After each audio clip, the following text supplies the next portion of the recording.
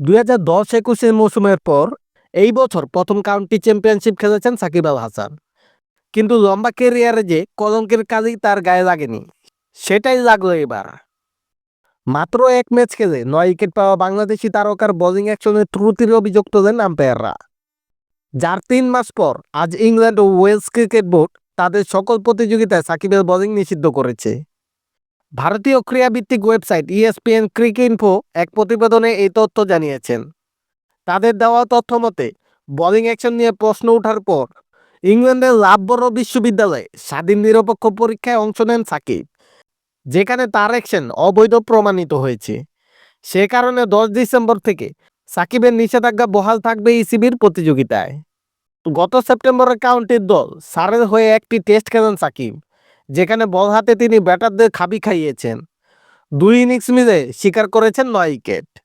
পরে ম্যাচ শেষে আম্পায়াররা bowling action নিয়ে অভিযোগ জানান। বলা হয়েছিল ইংল্যান্ডের ঘরোয়া ক্রিকেট বা কাউন্টিতে খেলতে হলে বোলিং অ্যাকশন পরীক্ষায় উতরাতে হবে সাকিবকে, যে কারণে এই মাসের শুরুতে বোলিং অ্যাকশন পরীক্ষা দেন সাকিব। লাভবরো বিশ্ববিদ্যালয়ের পরীক্ষায় 15 ডিগ্রি বেশি কোনোই বাঁকা নয় নতুন নিষেধাজ্ঞা দেওয়া হয়েছে সাকিবকে। সেটি থেকে মুক্ত হতে সাবেক এই বিশ্বসেরা অলরাউন্ডারকে আবারও পরীক্ষায় বসতে হবে।